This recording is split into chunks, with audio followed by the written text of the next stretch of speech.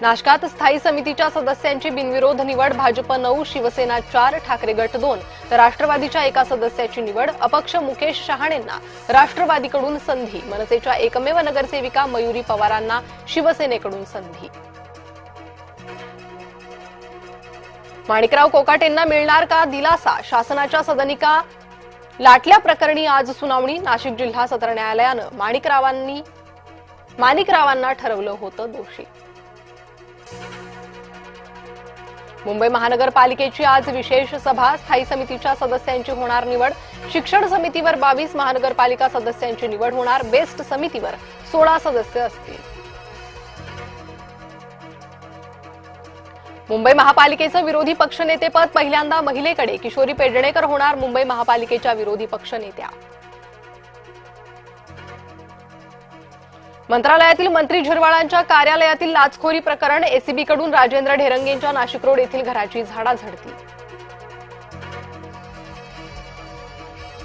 मंत्री नरहरी झिरवाळ उपमुख्यमंत्री सुनेत्रा पवारांची भेट घेणार, मंत्रालयातील लाच प्रकरणानंतर झिरवाळ अडचणीत, विरोधी पक्षाकडून झिरवाळांच्या राजीनाम्याची मागणी. उपमुख्यमंत्री एकनाथ शिंदेंनी बोलावली एमएमआरडीएची बैठक, एमएमआरडीएचा वार्षिक अहवाल सादर केला जाणार.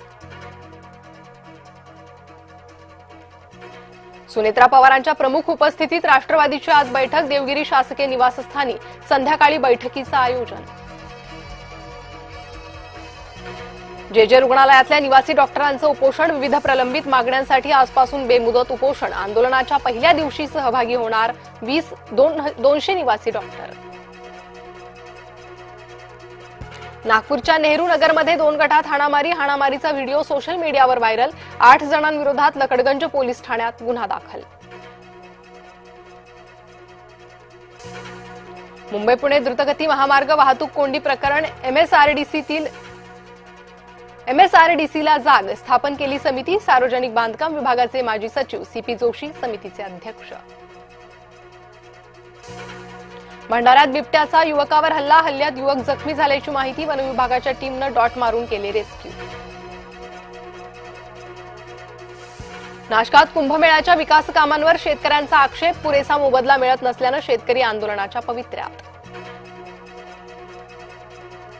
अमरावतीच्या कठोरा नाका परिसरात सोने व्यापाऱ्याला लुटलं, 1,10,00,000चा मुद्देमाल चोरट्यांकडून जप्त, गुन्हे शाखेकडून 48 तासात 7 आरोपींना अटक.